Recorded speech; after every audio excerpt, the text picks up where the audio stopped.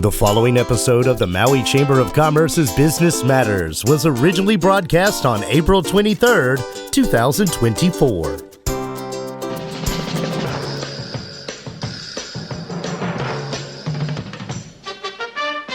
It's time now for Business Matters, brought to you by the Maui Chamber of Commerce.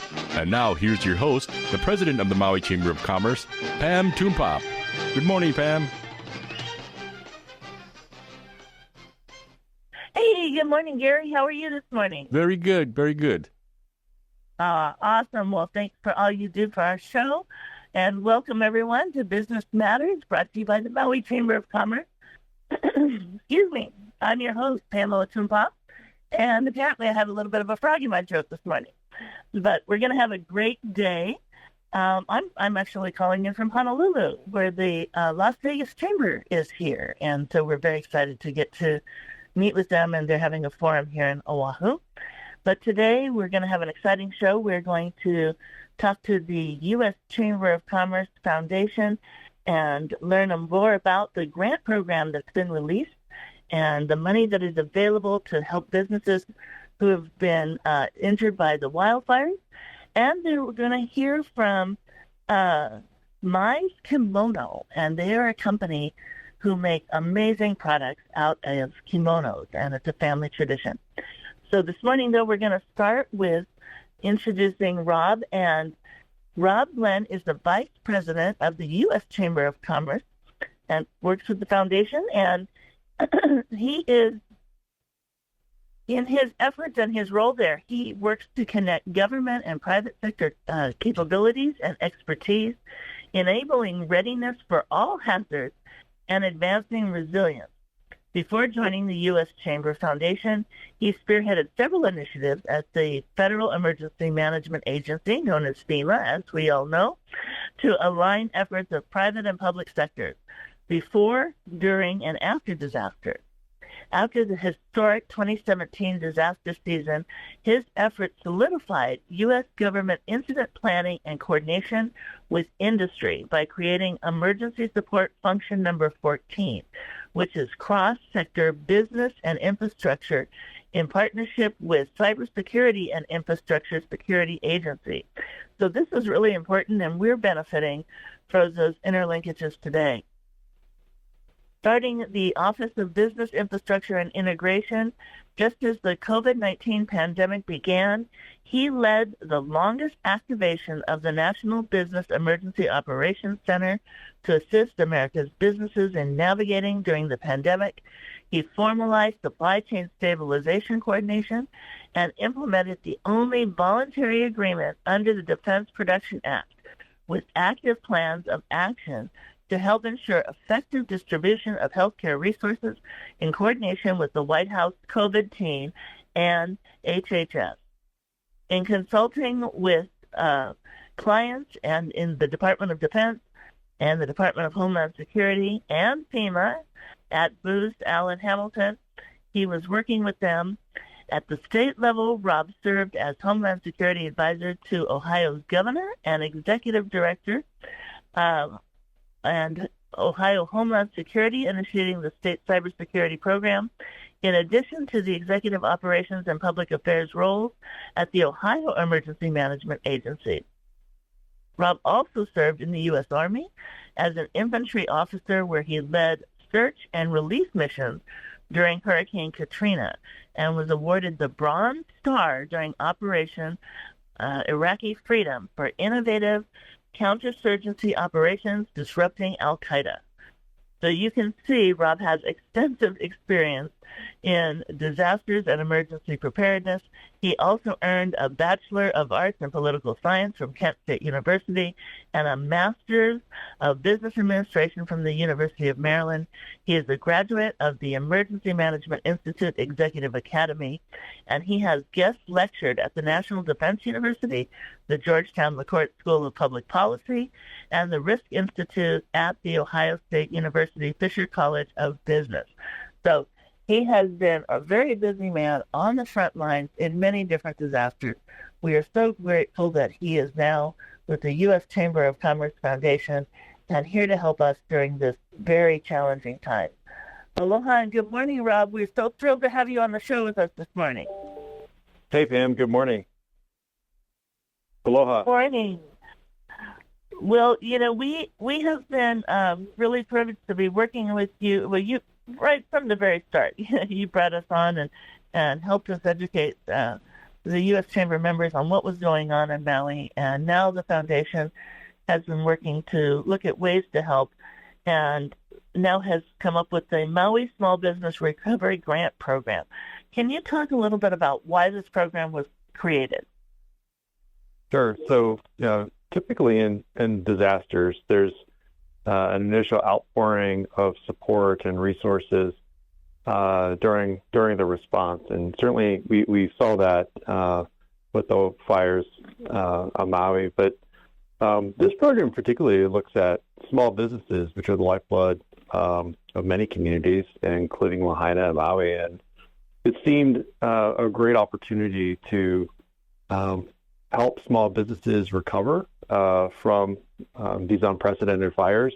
And we're fortunate for American Express's backing and our partnership with you, Lahaina Town Action Committee, and the Chamber of Commerce Hawaii. As a disaster unfolds at the Chamber Foundation, we do seek to solve problems in partnership with those that are local. I mean, if in fact all disasters are local, but certainly many resources outside of the impacted area are needed. And we saw this as an opportunity to support disaster recovery for businesses after the catastrophic wildfires of August of last year. It really is, it's a tremendous help, as you point out. It comes at a time when we really need it. What we found was the tremendous outpouring was phenomenal, and it really, having run Maui United Way and LifePath, it was so gratifying to see the whole world come together and support.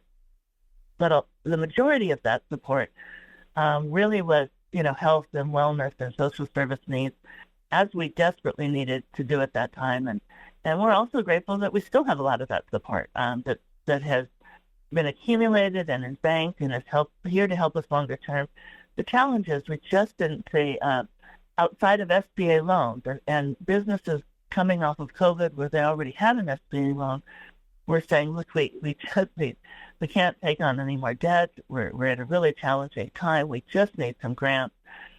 So this was one of those programs that people have been waiting for and deeply appreciate. Can you let us know a little bit about what businesses do to apply for the program, but also what they're going to get from this program? Because the program Sure. is a grant, but it's not just about the money. It's about helping them recover. Sure, absolutely.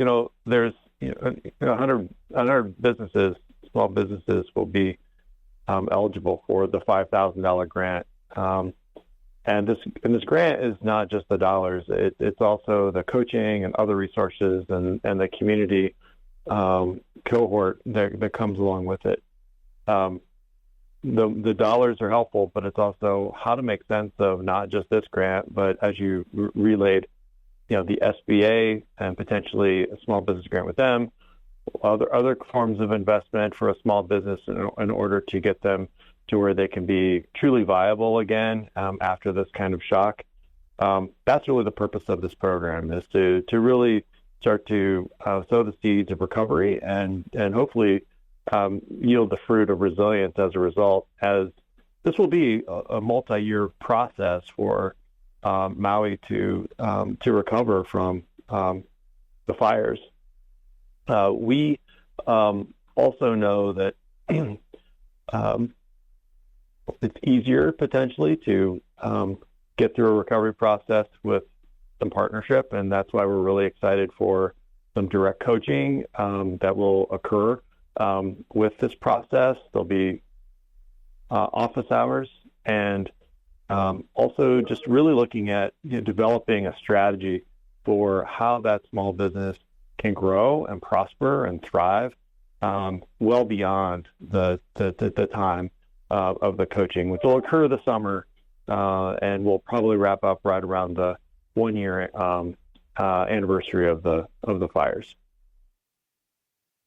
Yeah, the coaching opportunities with the breadth of people that you have as coaches and trainers to help people jettison their business forward, or pivot or look at new opportunities. It's really tremendous, and there's so much value to that. That's one of those things that we can't really value. In addition to what you can get with the $5,000, we can't really value all of the tremendous help that you're going to be offered in coaching to help you pivot during this time and look and explore new opportunities or expand your business. And very flexible at very flexible times, understanding that people are going through so much still. And I'm really impressed with the way that the U.S. Chamber is looking at this and how we're just finding ways to be as flexible as possible to meet the needs of this community that are still very, very great. Let's share a little bit about the grant and in particular the eligibility of the grant, who qualifies. And I know that there's some folks that might think that business qualifies that don't. So if we can talk a little bit about the businesses that do qualify and what the eligibility requirements contain. Yeah, and just reflecting on what you shared, Pam, no dollar is ever going to replace the memories that people have of the way that things were before the fire. But we do hope that this grant and the coaching will help in some way with some of the other resources that are out there, help businesses recover. The eligibility for the grant, it's small business, so 3 to 20 individuals, including owners, have at least one physical or online location on Maui established before the fires, on August 1st, incurred a financial loss due to the fires, and have an ongoing financial need, which I think will be considerable based on the more than 500 applications that we've already received, and we have only been receiving grant applications just a handful of days, not even a full week. So those are the businesses that are eligible to receive the grant, and those there's also specific categories of some small businesses also that may not qualify for the grant, and those are listed on the grant application and on our website. That's fantastic. Yeah, I agree. Thank you for bringing that up. That this is, we can't, the dollars don't replace everything we had, but it helps. It tremendously helps. And we have seen a flood. If you're listening in, you can go to the Maui Chamber website, mauichamber.com. You're going to see this U.S. Chamber of Commerce Foundation grant opportunity with American Express. It's right there, and you can learn all about it. And one of the things that Rob shared is that we're looking at businesses with 3 employees, but those can also be 1099 employees. So if you've got contracted employees, that number can count towards your 3. So we want to make sure you know that. And if there's questions, you can reach out and call, and there's great information on the website. So you can basically, we started this last Thursday. You're right. It hasn't even been a whole week. And the numbers were good. Within a matter of days, over 300 people had applied. There's a lot of excitement. And I just also want to point out, if you're reading through it and you're looking at the eligibility requirement and you have some questions, feel free to call Maui Chamber of Commerce. You can also reach out to the U.S. Chamber Foundation, and also our good friends Snay and Tambra and the whole crew and board at the Lahaina Town Action Committee. We're all here to help, and we really want to encourage you to apply. So it's pretty easy. They can apply right online. Do you want to walk through the process a little bit, Rob? Yeah, sure. I mean, it really is really easy. It'll take about 5 to 7 minutes to work your way through online. And also just thinking about, should I apply? Should I not apply? Apply. And, we've received and continue to receive some inquiries asking about questions about, just validating the requirements for the grant. We're going to randomize the selection. So this is not first come, first serve. And so please don't feel like you've missed out on anything. The best thing is to apply. So we are limited to 100 small businesses that are chosen at random. And we anticipate notifying the status of applications by early June. One thing to just remember is that applicants are required to complete and submit the online application as well as the IRS Form W-9. So that is definitely something that is a requirement. But if you miss that requirement, you will probably hear from us. But just double check and make sure that you're doing it the first time around. The other thing is that this is not a sweepstakes or anything like that. It's a grant application, so you just really only need to apply one time, and that's all we need for the process, which is really straightforward to apply. Absolutely. And I did have somebody who said that they didn't think their attachment went through. So we do have one that came in yesterday. I know Amber's going to send you the W-9.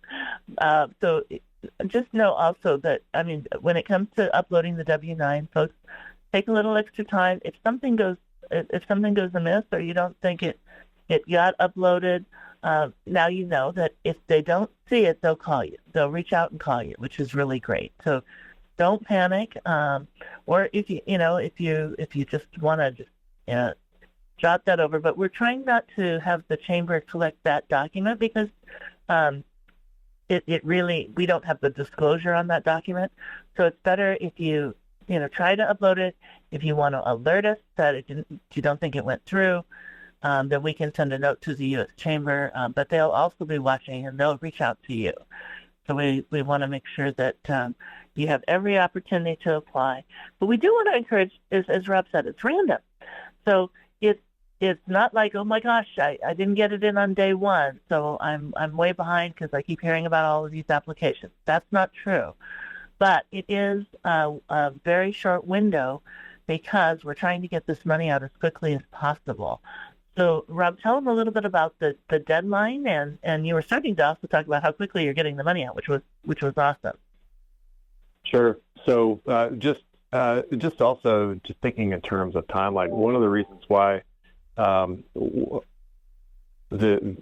grant application will end on May 1st is so that we can make sure that we have a good list of applicants and they've met all the requirements. We just mentioned a few of the requirements, including the W-9, but also, being able to notify them early enough to take advantage of the coaching opportunity that will occur, this summer. And we do anticipate being able to offer both in-person and some hybrid coaching elements, so you can make the coaching.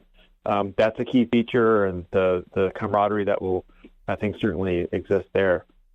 So that, I think, Pam, I think is really the next step. If you are not sure that you're eligible, check out the requirements on the website.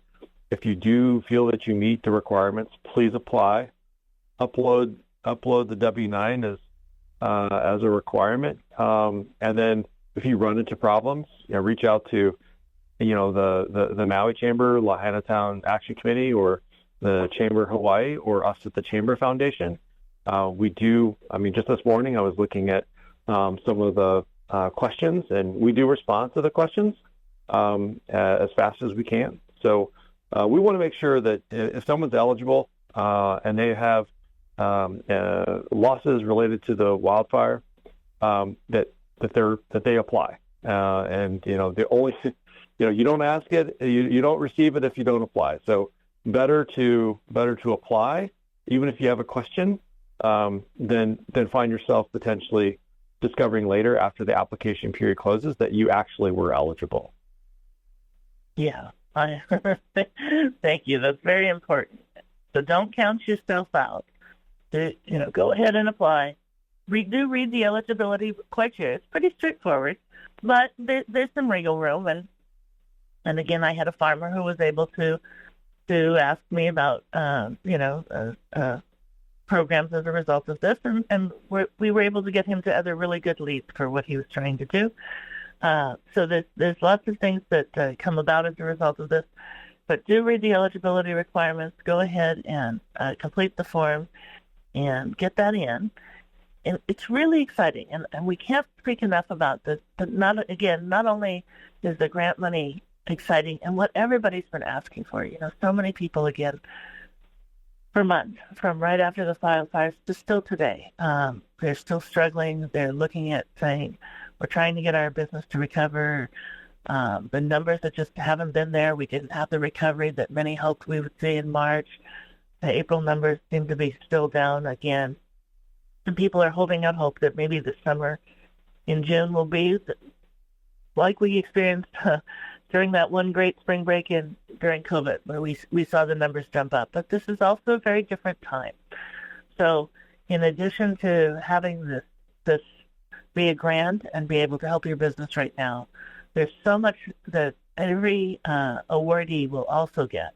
And remember, it's random. So again, it's a randomized selection, so it's not based on how much we put in your information in terms of the grant and the description or how many employees you have. It's going to be a random selection.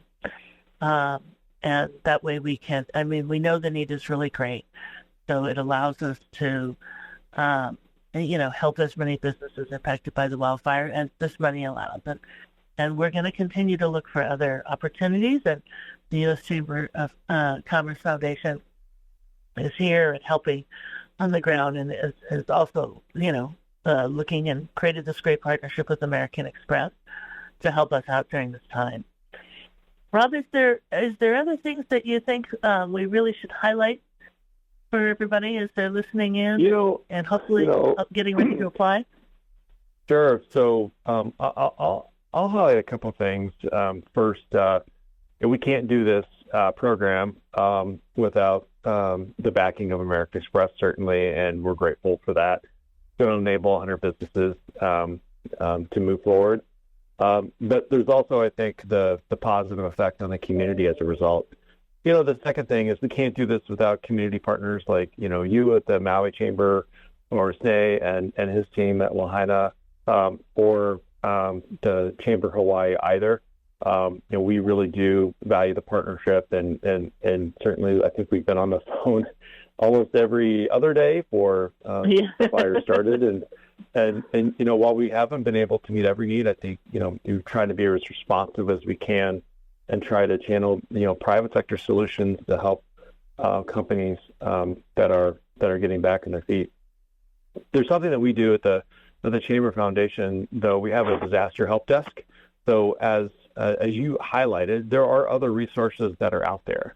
So the disaster help desk is something that helps businesses navigate the complexity of disasters. That actually is always on, if you will, and they're also getting some inquiries into this program. We also have the readiness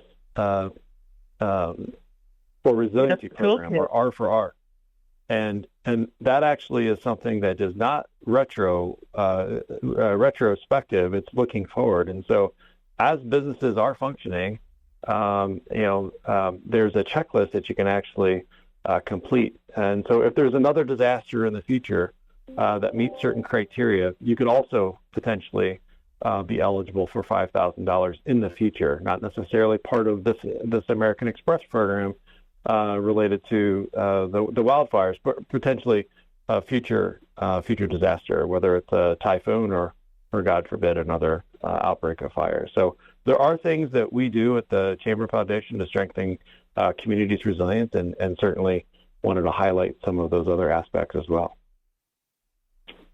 And there's so many amazing resources that with the U.S. Chamber of Commerce website as well, on the foundation website.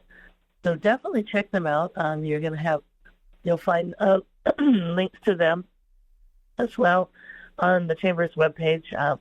We've encourage so many people to go through all of their amazing resource materials, which, reading Rob's bio this morning, he probably helped create half of that stuff. It was really amazing to look at your background and see all That's really embarrassing, Pam. I'm going to be honest with you. But, we're just happy to help out in any way that we can. We know that, the businesses that are eligible and receive the funds and also the coaching to go along with it, we know that that's not going to solve every single challenge related to recovery, but we definitely think that it'll help. Awesome. Well, Rob, I just really appreciate having you on the show today. Thank you so much to you and the U.S. Chamber of Commerce Foundation, to the Chamber of Commerce of Hawaii, to our partners, the Chinatown Action Committee, and to our team. We're so grateful to have this opportunity. If you are listening in, please apply. If you haven't been impacted by the wildfires, we all know someone who has. Call a friend. I trust me. I tell you, trust me, they're going to be grateful to hear from you if you're telling them there's grants available. So for those of us who haven't been directly impacted, share the word, spread the word. There's so many that have, and we just want to get as many people in so that we can select 100 and get them some immediate help, some long-term help, and again, we'll all work together on this recovery effort. Thank you so much, Rob, and I hope you have a beautiful Maui day wherever you are today. Thanks, Pam. Thank you. Aloha. Aloha. So we just want to share as we connect and bring Shannon Liu of Mise Kimono on. She'll be calling in just a moment or two, but just wanted to share a little bit again about some of the work we're doing with the SBA. And many businesses have been applying for SBA loans. You might recall they did for those directly impacted by the wildfires. They were helping with home loans. The SBA was also helping with business and equipment loans for those directly impacted by the wildfires. And then for those indirectly impacted by the wildfires, we had the EIDL loans. Like we saw during COVID, the Economic Injury Disaster Loan is what that stands for. If you have a loan in process with the SBA and for some reason you're finding, hey, something's happening here, I haven't heard back, or I'm still waiting, or I sent a document and I didn't hear back after that, or I've been waiting for a couple months and I thought it was in loan processing, and you don't know about the timing of it. We've had a lot of people who are just, trying to follow up. Want to first encourage everybody, look at your portal. Your portal is such an important tool for you right now to make sure that you are seeing things in the portal and that you're getting to see the progress. However, if you don't see progress in your portal, or documents that you sent in, you don't see them in the portal, or you just feel stuck, or you've called and you don't know the timing and you feel like you're held up and you're not sure where you're held up, then give us a call at Maui Chamber of Commerce. You can call us at 244-0081, 244-0081. You can email us at office@mauichamber.com. Reach out to us. We are working with the SBA. We know there are some issues that we're trying to work with. Sometimes people miss a call and they didn't sign a document in time, or they didn't even know that they had a document to sign, or they got approval. The numbers are coming in because they're working fast and furiously on loan processing. They've got different people in different places in different states. So don't just consider an outside area code a robocall. Pick up the phone if you're in process for a loan application. And if you miss that call, continue to check your portal, see what's going on, and reach out to us. We have a list of the folks that we're working with that we're tracking every couple of days to make sure things are moving forward and seeing what we can do to help you. So please don't hesitate to reach out to us. Gary, do we have Shannon on? Yes, we do. All right. Well, it is my great pleasure to introduce Shannon Liu of Mise Kimono. It was founded in 2018 by a brother and sister duo, Shannon Liu and Chanzen Liu Carroll, to perpetuate the life and legacy of their late grandmother, Tomiko Clark Mise. The Mise Kimono brand aims to capture her colorful character and homage to their deeply rooted heritage.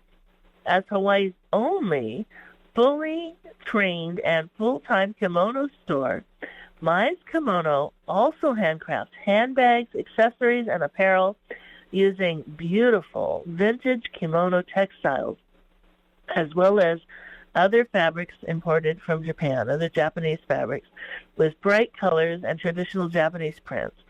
Each is an inspired design, as culture plays a heavy part in their foundation of the company. The importance of how we all are an outcome of our culture and heritage remain paramount in every aspect of the Mise brand. In 2024, owner Shannon Liu was one of the recipients of the Japanese Cultural Society of Maui's Nihon Bunka Award, an award that recognizes individuals for their excellence and lifetime dedication to the perpetuation of Japanese art and culture. Mise Kimono's hope is to inspire young people to reach within and be proud of their heritage, which in turn will excite them to perpetuate their culture. How beautiful is that? Aloha and good morning, Shannon. How are you this morning? Great. Good morning. Oh, my goodness. What an amazing inspiration. So, following your grandmother, tell us about how you started Mise Kimono. So, just one note, the brand's called Mise Kimono. It's a Japanese name, so sorry if I didn't phonetically write that. I'm glad. Thank you. I appreciate the correction. Yeah, no problem. We started, I'm actually a Japanese dance teacher. I am the head sensei for Maui Minyokai, which is a Japanese dance company here on Maui. And prior to me becoming the teacher for that, I was just a dancer. And with my sewing background and making bags for people that, were dancing with us and kind of upcycling kimono. And then we decided to pair that together because in the beginning it was really just for friends and family. We decided what a better way to go ahead and perpetuate my grandmother's legacy, also with, getting young people to really be proud of who they are and understand their values and their roots and their culture by way of, fashion or accessories. And so 2018, we actually formally started Mise Kimono. And in 2022, the latter part of 21, we actually was part of the Queen Kahumanu Center's Start with the Cart program, where we got to get 3 months free rent of a kiosk or RMU outside. And that was kind of the stepping stone into creating our brick and mortar, which we have today at Queen Kahumanu Center. And so we're really proud of it. We're really excited. The community has been very great to us in supporting us, not only on Maui, but throughout the islands, as well as, as far away as I think our longest order was in Italy. And so really thankful and grateful that people are attaching to us and want to celebrate the Japanese culture, no matter what culture they come from. Well, I love that, and your products are absolutely stunning. Thank you. They are I just love Japanese fabrics, and so Mise Kimono is doing such an amazing job. And you've got a real strong mission behind the brand. Can you share a little bit about that? Yeah, so I'm sorry, did you say mission? Yes. Yeah. So our mission is just to get young people to be really proud of who they are. Being raised in Hawaii, and I was born in the year that Punanaleo actually started. And so me understanding and seeing the Hawaiian culture really, really take root and, come back to life with young people. Our Japanese culture in that, local Japanese people have their culture of their own, but they're not necessarily attached to Japanese culture that's traditional, from the place that we all stem from, Japan. And so we here at Mise Kimono are really trying to revitalize that, to get young people to be proud of that, to get young people to really understand that Japanese culture is so deeply rooted. It's so interesting. It's, spanned centuries, really, and where we have come from. And so we want to get young people excited about that. How we do that is just by doing fashion and accessories and bringing, the kimono into modern life. So we do sometimes do upcycling of kimono into actual apparel. We do it into bags normally, but we also do it into apparel. So we sometimes make jumpsuits and, tops for women. And we just completed our first run of doing aloha shirts with kimono fabric for women and men. That seems to go really well. And so bringing that to life, and also my grandmother was not your typical Japanese lady. She wasn't, demure. She wasn't quiet. She was really loud and boisterous and really fun. Love that. Yeah, and so we take our direction from her, and everything in our store is really colorful. And so the color, along with our modern designs, really we can put those into the hands of young people and then go ahead and explain to them certain things. So in Japanese culture, there's, a myriad of traditional Japanese patterns. And so we can explain that to them and get them really excited about, well, I actually know what this certain pattern means. So when they see it out and about, be it on a kimono or on, something else, a lot of indigenous cultures have kind of the same patterns because we all come from basically the same place of really respecting the land and the sea and whatever it gives to us. And so it's really exciting to hear young people be excited about understanding those different things. And that's just really one of them that we're able to educate them on. So, yeah, I really love that. So excited. Yeah, I mean, when you think about it, and of course, I haven't really thought about it until this conversation, other than loving the designs. But you're right, the designs are based on, have deep-rooted meaning, and they're based on different things. And of course, a lot of the things that I like are the water patterns, but it's all very fascinating to me. Right. And to have the kids be able to, and everybody, adults and children, be able to talk about, it's a great story to tell, to be able to, somebody to say that's a really great outfit, and then to have a story to share beyond that is really wonderful.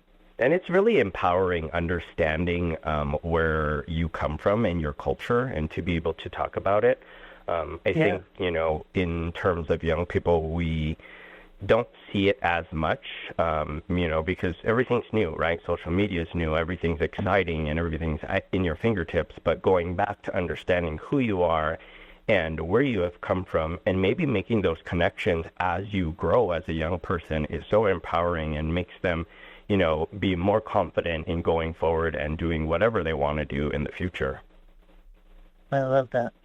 What area of Japan was your grandmother from?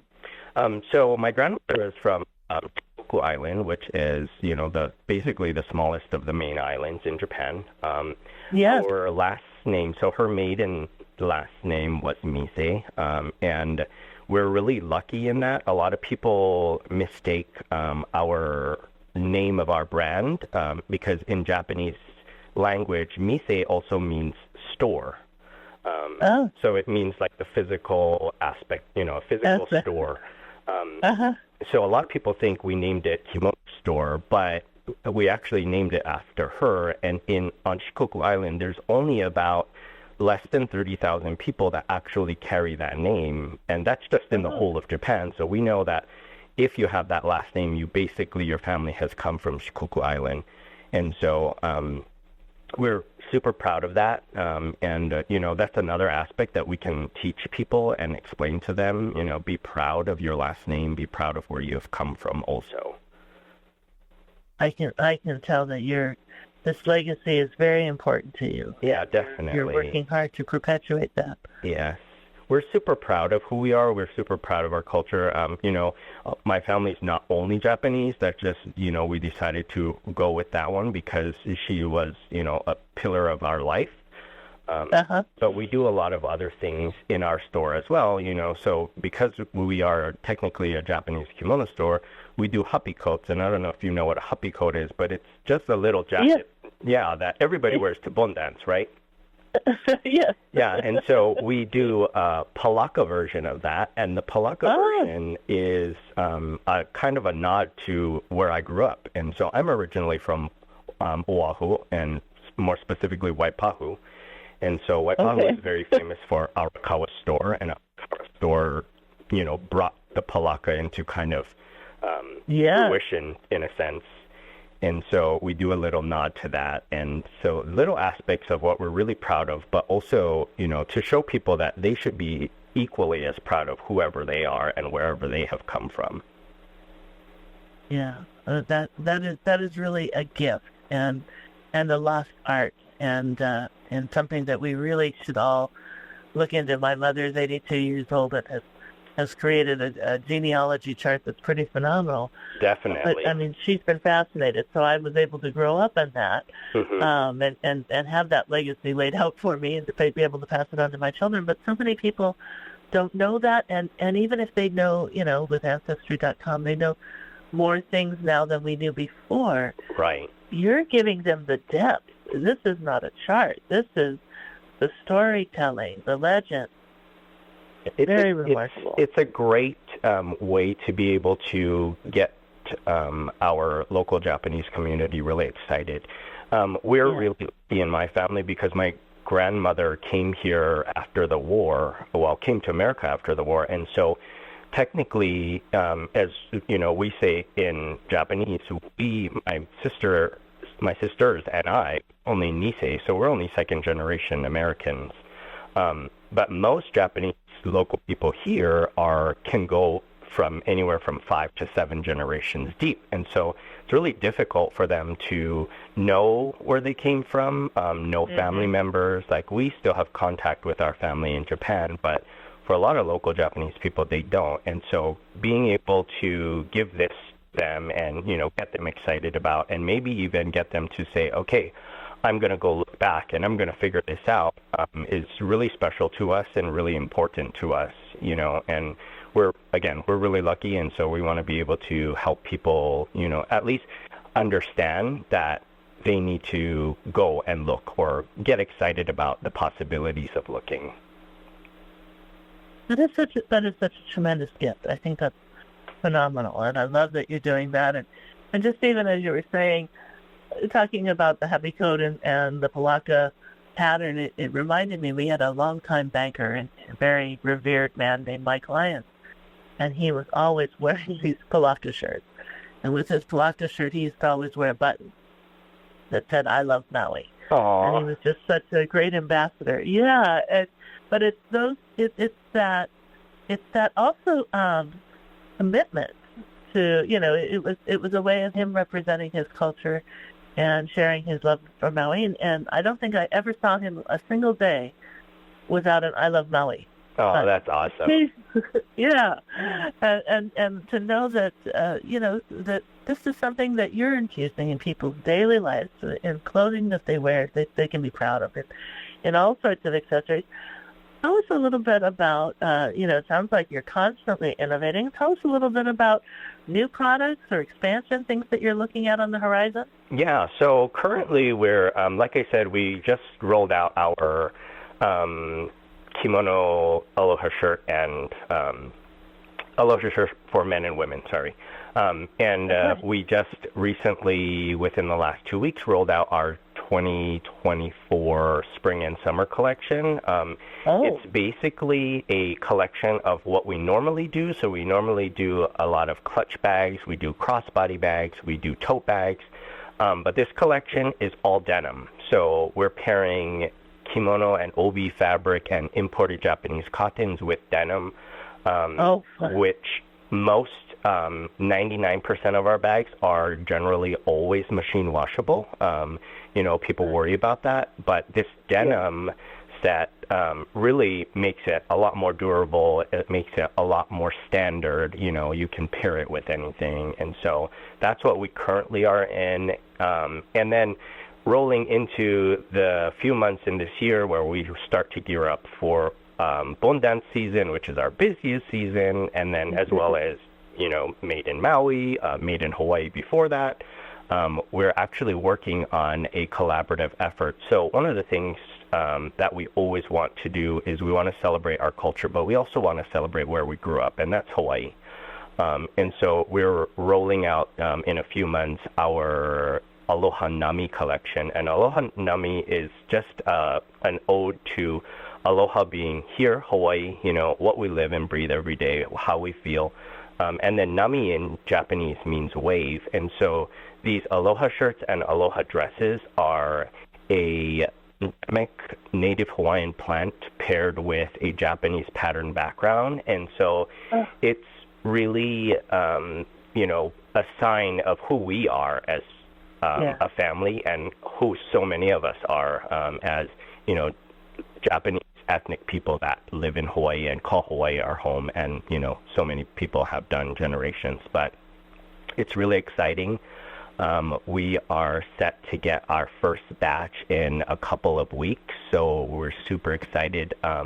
We will be debuting that piece, just one of that piece, at the Maui Matsuri Festival, which is at UH Maui College on May 25th. So we're really excited about that. Well, I want everybody to go check it out on May 25th. And of course, we were so grateful to meet you through the Made in Maui County Festival. Yes, definitely. Have you applied already? Yes, online? Of course, yeah. We're so excited. We hope we can get back in. It's such a great festival. I mean, we were so happy last year. Last year was our first year, actually, because the year before we couldn't do it because of something else. But yeah, I've helped other small businesses that are friends of mine at Made in Maui, and so last year we were really, really excited and happy to be there. It was such a great feeling to be able to see all these people from near and far support Maui and our local businesses. But it's also a really great time to be get to build relationships with other small businesses and businesses that are going from small to big as well. So we love the Made in Maui County Festival. Well, thank you so much. At the Maui Chamber of Commerce, it's our favorite thing to do every year. We love serving our members all year long, but it's such a concentrated time frame, and to bring everybody together, and the community came out in full force last year, even through the wildfires. While the visitor count was so low, the community came out and supported local businesses, and especially with businesses like yours. The community wants to get to know the makers. They want to know the story. Correct. And so on products like yours, they just walk away with so many cherished memories. Definitely. And it's a great, it's wonderful that we are moving into a retail aspect where consumers are so, the story behind what the product is so important to them. When you shop big box or you shop, another brand per se, you don't necessarily know. You just know what it looks like. But when you shop small or you shop local, you definitely know the story behind it and why people do it. And so the meaning behind you have it becomes so much more important to them. And I think that that's a great thing to celebrate. That is. It truly does, too. And so, Shannon, I know you've got your brick and mortar, so let's tell everybody, I want to have them understand where they can find you at your brick and mortar store, but also on your social media handles and every way they can learn more. Yeah. So our brick and mortar is actually in Queen Kahumanu Center, where everybody knows where Ramen Ya is, I think. We're 4 doors down from that. toward the center of the mall. We also have our fully shoppable website, misekimono.com. And then on basically all platforms, I think social media platforms, except for Pinterest, we are Mise Kimono, so it's just at Mise Kimono, where, our name's very specific, so we're super happy to be able to just plaster that because nobody else has it. But yeah, so, I mean, if you Google Mise Kimono, everything will come up. We have a Yelp. Visitors get to us all the time because we're one of very few kimono stores. Yeah, well, I think, are you the only kimono store? Is Mise Kimono the only kimono store in Hawaii? Yes, so we're actually the only full-time kimono store in the state of Hawaii. We're also trained, like I said, I'm a Japanese dance teacher, so we're also trained in kimono. It's called kitsuge kimono dressing. There are a lot of stores that are thrift stores or, church thrift stores or temple or organizational thrift stores that carry it, or even vintage stores that carry kimono. So we're not the only store that sells kimono. However, we are the only store that's trained. So you can walk in, you can tell us your needs, where you want to wear it. We just made a custom piece recently for Jill Tokuda to wear to an event in Washington, D.C. when the Prime Minister came from Japan.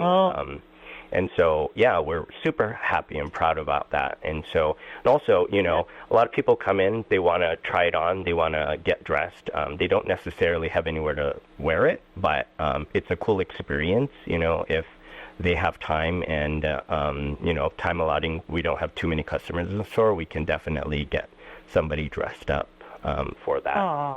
1 minute, Pam. Well, thank you, Gary.